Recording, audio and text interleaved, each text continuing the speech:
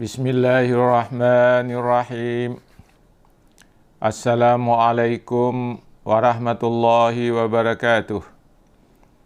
Alhamdulillahilladzi arsala rasulahu bil huda wa dinil haq liyuzhirahu 'alad dini kullihi walau karihal musyrikun. Asyhadu an la ilaha illallah wahdahu la syarikalah. Wa asyhadu anna Muhammadan abduhu wa rasuluh. Allahumma salli wa sallim ala sayyidina wa maulana Muhammadin wa ala alihi wa sahbihi ajmain. Amma ba'd. Para pendengar, para penonton, para pencinta ilmu yang dirahmati Allah Subhanahu wa taala. Pertama-tama, dengan tidak bosan-bosannya kita memanjatkan puja dan puji syukur kehadirat Allah Subhanahu wa taala.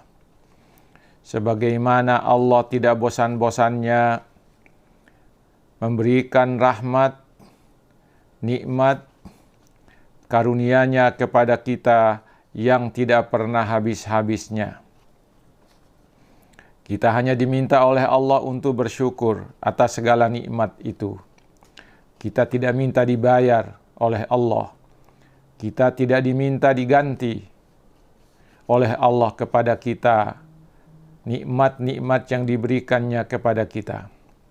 Syukur adalah tanda kita menerima nikmat Allah itu dengan sebaik-baiknya. Para pendengar, para penonton, para pencinta ilmu yang dirahmati Allah Subhanahu wa taala. Untuk mengisi sarapan rohani pagi pada pagi hari ini, hari Rabu, tanggal 9 September 2020. Saya ingin menyampaikan rangkuman terakhir, rangkuman yang ke-15 dari ceramah terakhir Rasulullah sallallahu alaihi wasallam. Rasulullah di akhir ceramahnya itu menyampaikan beberapa pesan yang pada hari ini saya menyampaikan sebagian dari pesan-pesan Rasulullah itu. Pesan-pesan ini ada bentuk perintah yang kalau kita melaksanakannya itu akan diberi pahala. Ada dalam bentuk larangan yang kalau kita melakukan larangan yang dipesankan oleh Nabi itu, kita mendapatkan hukuman. Para pendengar, para pencinta ilmu yang dirahmati Allah Subhanahu wa taala. Yang pertama, menjaga orang yang sedang sakit. Jadi kita menjaga orang yang sedang sakit di rumah sakit. Atau kita menjaga seseorang yang sedang sakit di rumah kita. Diberi pahala oleh Allah Subhanahu wa taala. Apa pahalanya? Dia akan melewati titian siratal mustaqim bersama Nabi Ibrahim alaihi salam dengan kecepatan bagaikan kilat.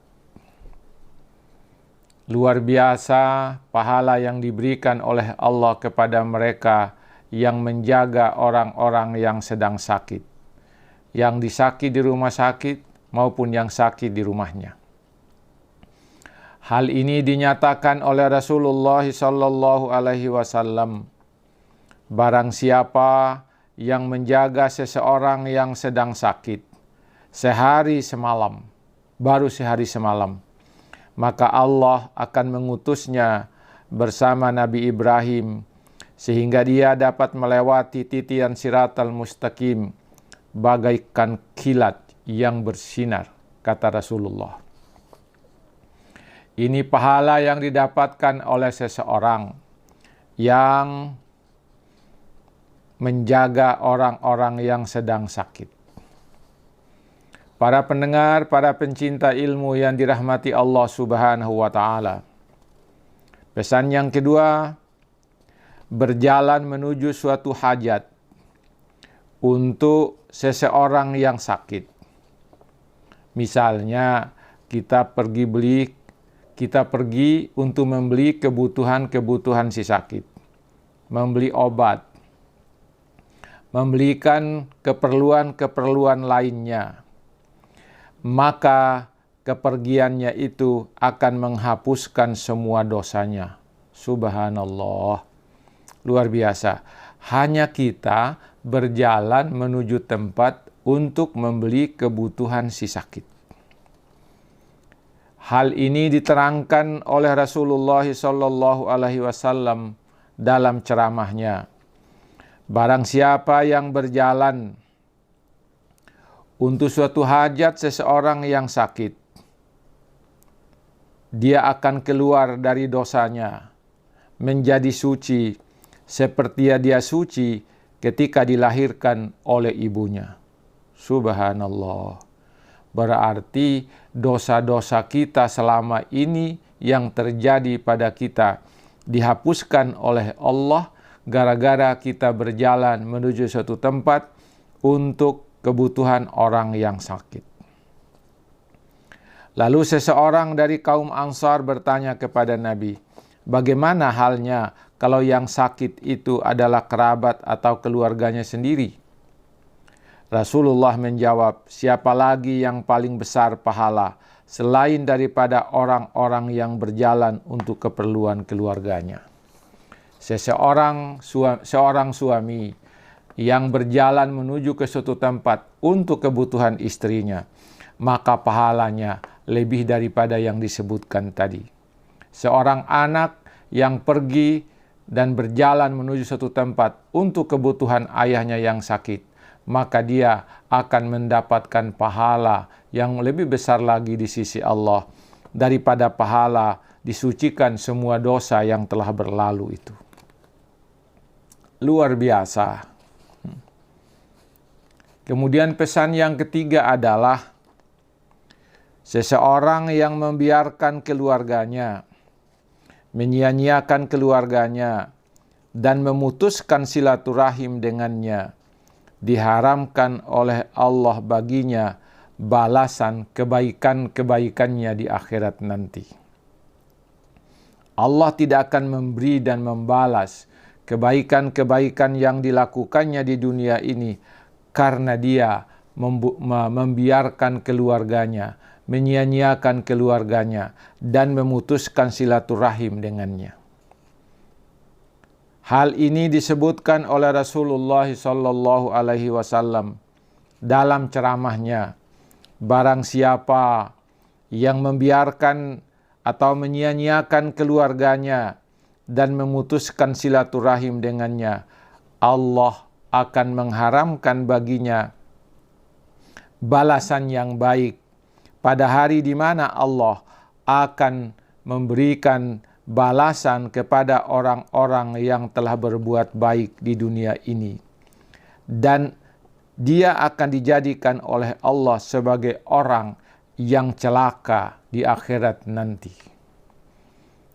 Ini mengerikan sekali para pendengar, para penonton, para pencinta ilmu.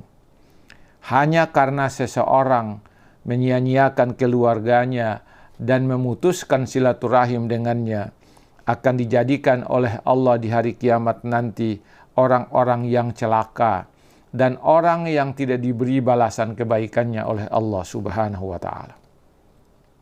Ini berarti bahwa dengan melakukan itu, maka kebaikan-kebaikan dia selama di dunia ini dihapuskan oleh Allah.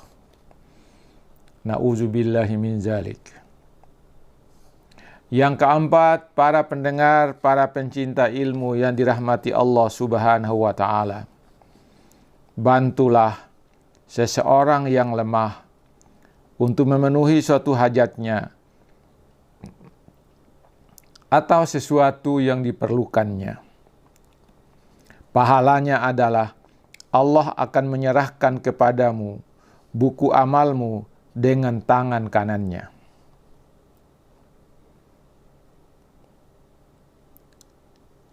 Saya ulangi, bantulah seseorang yang lemah untuk memenuhi suatu hajatnya atau sesuatu yang diperlukannya, pahalanya adalah Allah akan menyerahkan kepadamu buku amalmu dengan tangan kanannya.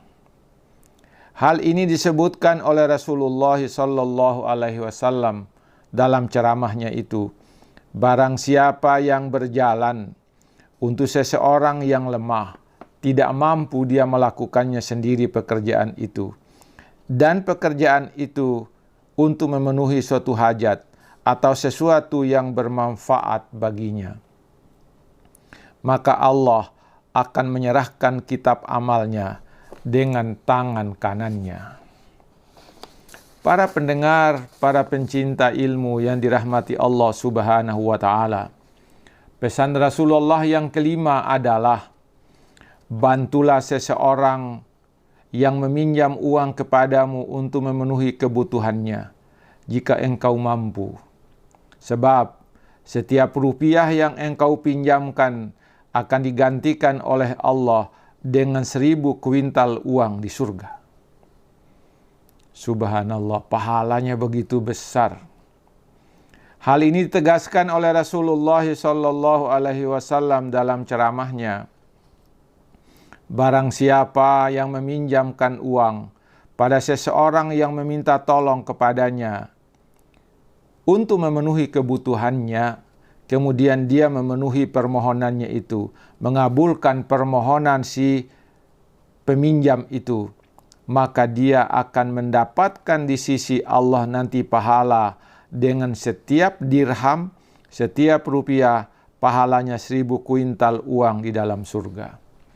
Para pendengar, para pencinta ilmu yang dirahmati Allah Subhanahu wa Ta'ala, apa yang dipesankan oleh Rasulullah sallallahu alaihi wasallam itu adalah amal-amal yang kita lakukan dalam rangka membantu dan menolong sesama, dalam rangka memberikan pertolongan kepada sesama dalam kondisi lemah. Dalam kondisi lemah dia tidak sanggup mengerjakan pekerjaannya. Dalam kondisi dia sakit tidak mampu melakukan pekerjaannya. Kemudian dalam kondisi dia tidak punya apa-apa untuk memenuhi kebutuhan hidupnya, lalu kita membantu mereka, maka Allah akan memberikan balasan dengan pahala yang luar biasa di akhirat nanti. Amal-amal yang disampaikan oleh Rasulullah itu begitu sederhana bagi kita, begitu mudah bagi kita untuk kita lakukan. Tetapi ternyata amalan kecil itu memberikan dampak yang sangat besar di akhirat nanti oleh Allah Subhanahu wa Ta'ala. Para pendengar, para pencinta ilmu yang dirahmati Allah Subhanahu wa Ta'ala, tidak sulit kita melakukan amal-amal itu. Tidak sulit kita melakukan apa yang dipesankan oleh Rasulullah sallallahu alaihi wasallam itu. Begitu mudah bagi kita. Tetapi pahalanya di sisi Allah Subhanahu wa Ta'ala nanti begitu besar untuk kita. Para pendengar, para pencinta ilmu yang dirahmati Allah Subhanahu wa Ta'ala, semoga apa yang saya sampaikan pada hari ini bermanfaat bagi kita. Semoga kita mampu mengamalkan apa yang dipesankan oleh Rasulullah sallallahu alaihi wasallam itu, dan kita mampu untuk menghindari apa yang dilarang oleh Rasulullah sallallahu alaihi wasallam. Semoga apa yang disampaikan pada hari ini menjadi pelajaran buat kita dan menjadi ladang amal yang bisa kita lakukan untuk kita. Semoga ada manfaatnya. Sekian, wassalamualaikum warahmatullahi wabarakatuh.